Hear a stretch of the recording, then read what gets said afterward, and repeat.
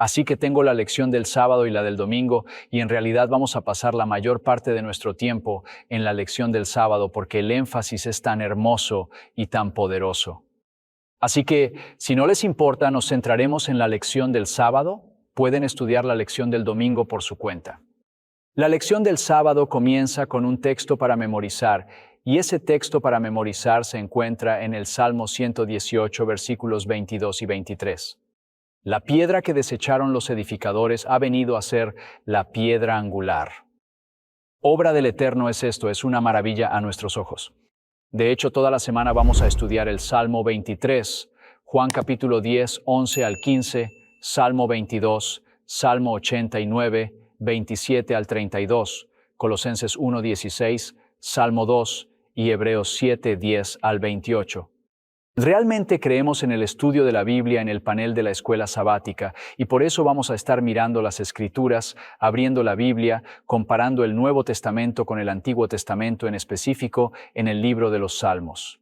Los Salmos dan testimonio, dice trimestralmente la lección, sobre la persona y el ministerio de Cristo. Casi todos los aspectos de su obra en el plan de salvación se ven en los Salmos. De diversas maneras, la vida de Cristo y su obra están prefiguradas, predichas y a menudo relatadas con notable exactitud. Así que los salmos nos hablan realmente de Jesús.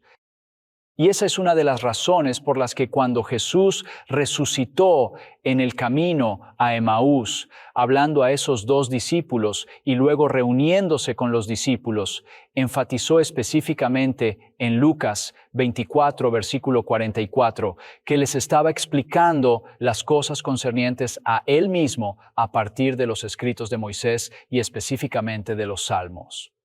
Los salmos están llenos de temas que revelan la deidad de Cristo, su filiación, su obediencia. En consecuencia, continúa diciendo, su celo por el templo de Dios, su identidad como buen pastor de Dios, su traición, sus sufrimientos, sus huesos sin quebrar, su muerte, su resurrección, su ascensión, su sacerdocio, su realeza. Todo está ahí como se predijo muchos siglos antes de que Jesús viniera en carne y hueso. Así que algunos de los salmos que tienen un cumplimiento tipológico en Cristo incluyen los Salmos 24, el Salmo 45, el Salmo 72, el Salmo 101 y luego el Salmo 88 y el Salmo 102 revelan las oraciones y los sufrimientos del siervo de Dios. En todos los salmos sigue diciendo el trimestral, a través de las acciones de gracias, las alabanzas y los gritos de justicia y liberación del salmista, podemos oír los ecos de la oración de Cristo por la salvación del mundo. Así que en la lección del domingo vamos a analizar el ministerio de Cristo tal y como se retrata, cómo responden los líderes religiosos. ¿Nos cuentan los salmos la interacción de los líderes religiosos con Cristo? El Salmo 38, versículo 12 dice, también los que buscan mi vida me tienden lazos y procuran mi mal. Los que buscan mi mal hablan cosas maliciosas e imaginan engaños todo el día. Así que aquí vemos la interacción con los líderes religiosos de Cristo. Le tendían trampas, trataban de sonsacarle cosas, malicias, e imaginaban engaños todo el día para tratar de socavar el ministerio de Cristo. Salmo 38, versículo 12. ¿Y el Salmo 39, versículo 2? Aquí dice, y vamos a hacer la pregunta con algunas excepciones cuando sea necesario, ¿cómo responde Jesús de verdad a la hipocresía y la traición y la actitud de los que le juzgan mal? El Salmo 39, versículo 2 dice, enmudecí, guardé silencio, me callé y aún acerca de lo bueno mi dolor se agravó. Ahora permítanme compartir con ustedes un par de afirmaciones aquí del deseado de todas las gentes con respecto a esto en relación con la vida de Cristo y cómo se relacionó con las personas que buscaban juzgarlo mal, traicionarlo, que actuaban con hipocresía hacia él. Por ejemplo, cuando Jesús fue a ver a Lázaro, cuando fue a resucitar a Lázaro de la tumba, había muchos judíos allí. Había mucha gente que Lázaro y sus hermanas conocían que también eran enemigos de Cristo y estaban allí para llorar a Lázaro. Estaban allí para actuar como si, ya sabes, tuvieran esta pena por la muerte de Lázaro. Sin embargo, secretamente actuaban con hipocresía. ¿De acuerdo? Jesús entonces, como la vio llorando y a los judíos que habían venido juntamente con ella llorando, se conmovió en espíritu y turbóse. Leyó el corazón de todos los presentes. Veía que en muchos lo que pasaba como demostración de pesar era tan solo fingimiento. Sabía que algunos de los del grupo, que manifestaban ahora un pesar hipócrita, estarían antes de mucho maquinando la muerte, no solo del poderoso taumaturgo, sino del que iba a ser resucitado de los muertos. Cristo podría haberlos despojado de su falso pesar, pero dominó su justa indignación. El versículo bíblico que leímos dice, Él contuvo su paz incluso del bien, es decir, de la justa indignación. ¿Verdad? Salmo 39, versículo 2. Él refrenó su justa indignación. Las palabras que en verdad podría haber pronunciado, no las pronunció a causa del ser amado que se arrodillaba a sus pies con dolor y que realmente creía en él. Y en la fiesta en casa de Simón, ya saben, Simón era leproso, también era fariseo, profesaba creer en Jesús, pero aún tenía algunos pensamientos en su corazón, algunas preguntas sobre Cristo. Y entra María y unge a Cristo la cabeza y los pies con ungüento, y Simón empieza a juzgarla y a juzgar realmente a Cristo. Saben, cuando somos juzgados, cuando la iglesia de Dios es juzgada, cuando la mujer es juzgada, Cristo también es juzgado. Saben, este hombre, si fuera profeta, sabría de qué clase de mujer se trata, pues es una pecadora.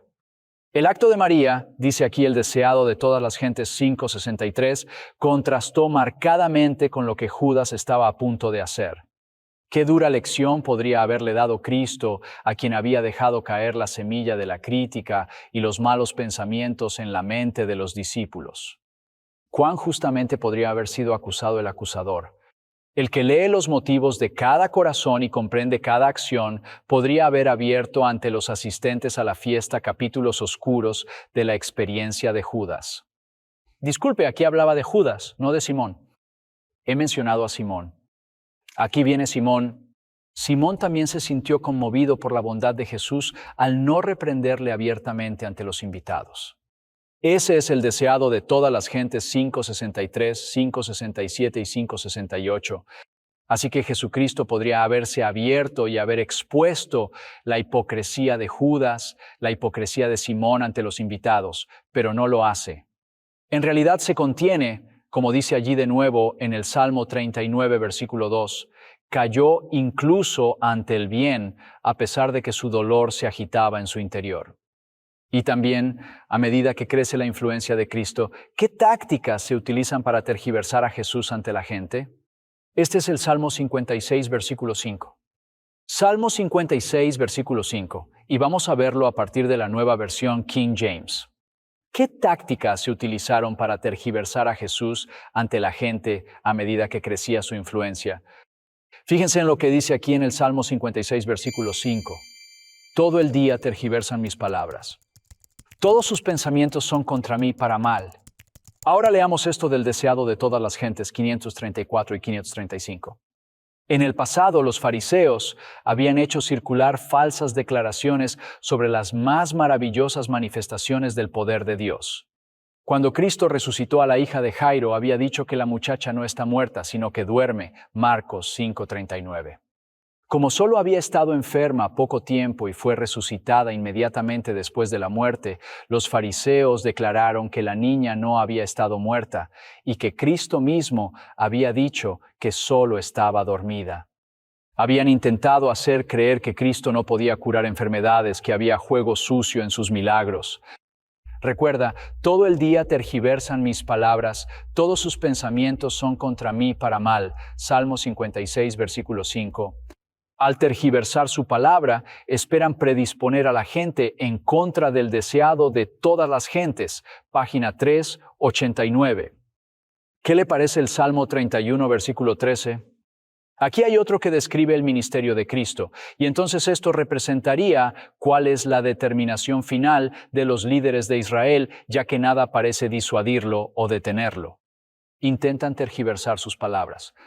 Intentan tergiversarlo y finalmente deciden hacer lo que, según el Salmo 31, versículo 13, porque he oído la calumnia de muchos, el temor estaba en todas partes, mientras tomaban consejo juntos contra mí. Planeaban quitarme la vida, así que lo están calumniando. Hay miedo por todas partes. La gente teme incluso reconocerle por miedo a que les echen de la iglesia, ¿verdad? Y finalmente deciden quitarle la vida según el Salmo 31, versículo 13. Fíjense en lo que dicen el deseado de todas las gentes 538 y 539. Así que mientras los sacerdotes y los gobernantes y los ancianos se reunían para deliberar, tenían la determinación fija de silenciar a aquel que hacía obras tan extraordinarias que todos los hombres se maravillaban. Iban a darle muerte. ¿O qué me dice del Salmo 40, versículos 9 y 10? De nuevo se trata de la nueva versión King James. A pesar de esta oposición mortal levantada contra Jesús, ¿qué hace Él? Salmo 40, versículos 9 y 10. He proclamado la buena nueva de la justicia en la gran asamblea. En verdad no contengo mis labios, oh Señor, tú mismo lo sabes. No he escondido tu justicia dentro de mi corazón. He declarado tu fidelidad y tu salvación. No he ocultado tu misericordia y tu verdad a la gran asamblea. Hola, bendiciones. Muchas gracias por acompañarnos hasta aquí. Si quieres ver este video completo, dale clic aquí. O si quieres ver otro tipo de video, mira este también. Si te gusta este tipo de contenido y este canal, dale like, comparte y síguenos si aún no lo haces. Jesucristo viene pronto y tenemos que hacer todo lo posible para predicar el Evangelio. Que el Señor te bendiga.